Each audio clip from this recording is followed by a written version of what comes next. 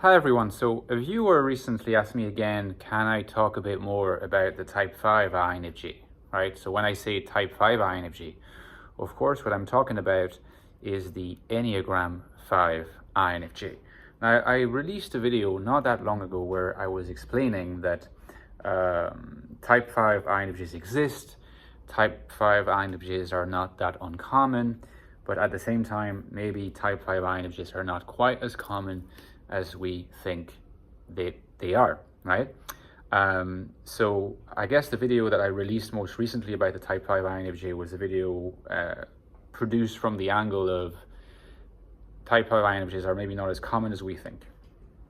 Maybe we could try to focus here just briefly on what distinguishes the type 5 INFJ, what makes them a 5, and what does that reveal about their particular mode of being an INFJ in the world? How do they go on being as a type 5 INFJ?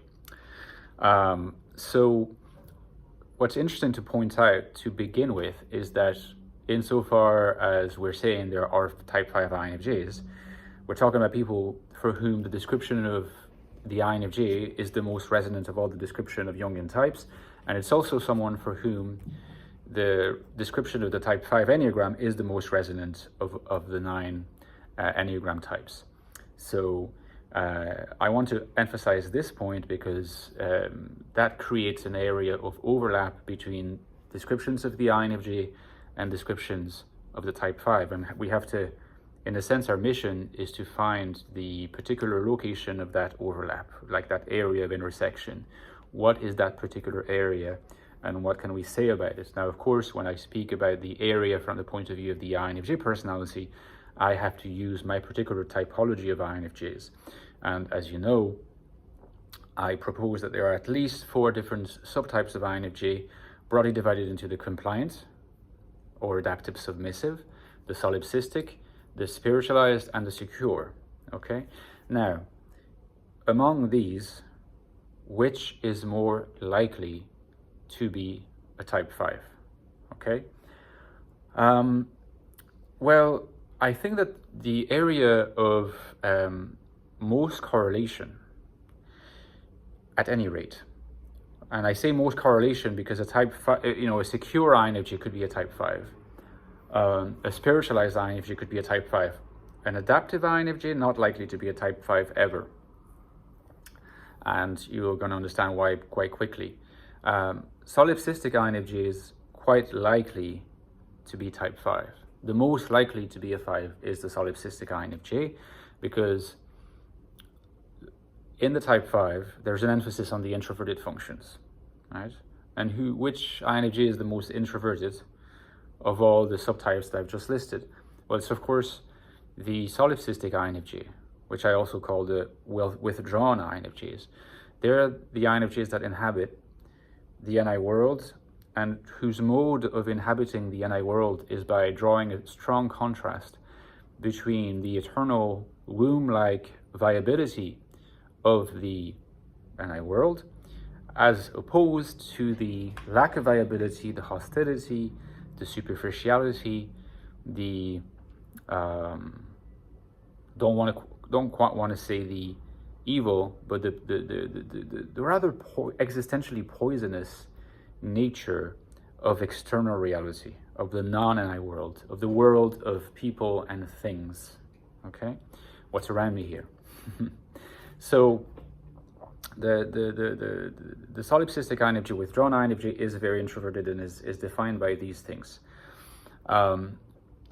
Not very susceptible to outside influence in a direct fashion in the way that the compliant INFJ is, and tends to really rely on themselves, their own intuitions, and sometimes, not always, but sometimes, the articulation and further refinement of these intuitions, of this world of intuitions, of this NI worldview. That's what I call the process of NI consolidation, right? Which is essential to developing an NI vision that is not just an NI vision in abstract generalized terms, but your NI vision. Now, this is essential for individuation. It's not a sufficient condition, but it's an essential condition. It's a necessary condition, and it's called an NI consolidation. And it is certainly true that solipsistic withdrawn INFJs are adept at that.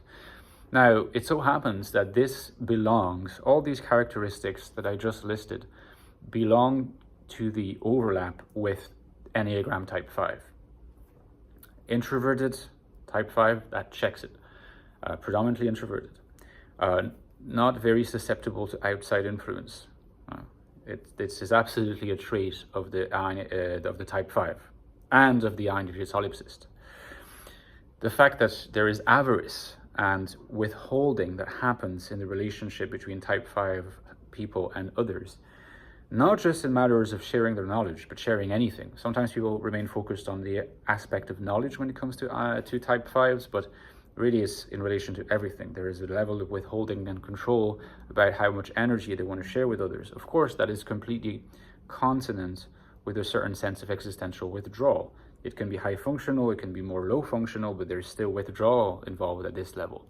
Of course, that's shared between the type 5 and the solipsistic INFJ. Now, one thing is also about figuring things out by yourself, which is linked to not being susceptible to influence. Type 6 will be more susceptible to checking what the sources are, what the authorities are, what are the people who've done important work on this saying. Type 4 will be more like, well, I'm happy to read that stuff, but I'll come to my own conclusions by myself. And not just because this important thinker said it, will I agree with it. There's a strong emphasis on intellectual and ideational autonomy on the part of the type 5, totally present in the solipsistic INFJ as well.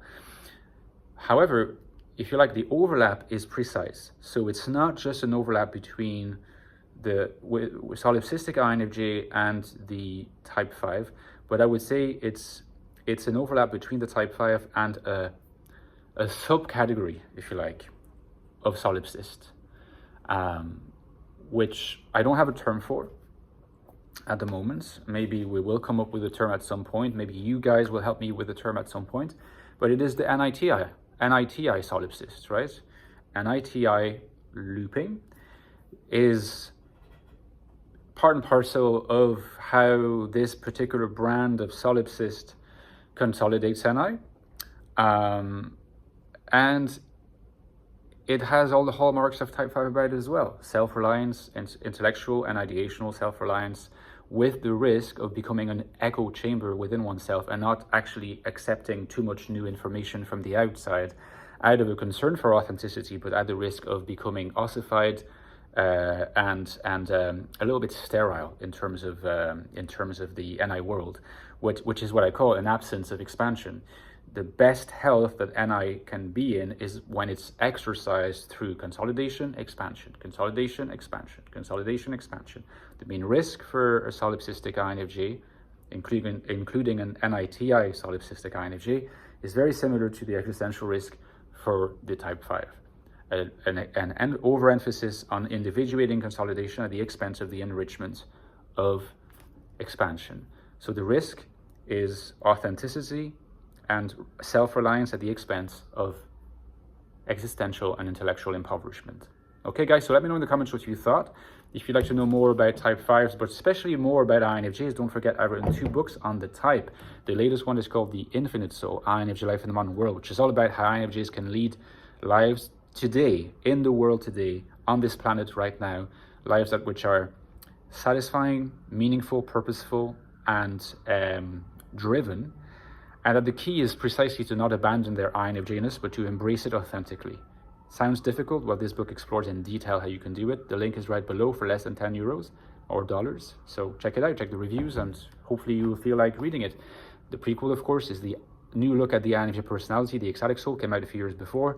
It is the prequel to The Infinite Soul, and it's the deepest investigation you'll find of the INFJ personality, what it means to be an INFJ, what it's like to think like an INFJ, what it's like to be an INFJ. INFJ consciousness in the deepest amount of detail. Check it out, the link is below as well, and the 2 books go well together. And as usual, guys, don't forget my Patreon page is available down below. I absolutely depend on your kind donations to keep the channel going. I rely on your generosity. In return, you get access to bonus content every 2 weeks, in-depth videos every 2 weeks. You get access to our new Discord as well, and to the community in general, and to myself. So it's a great thing to do. Consider it, and I'll talk to you next time. Take care, guys. Bye-bye.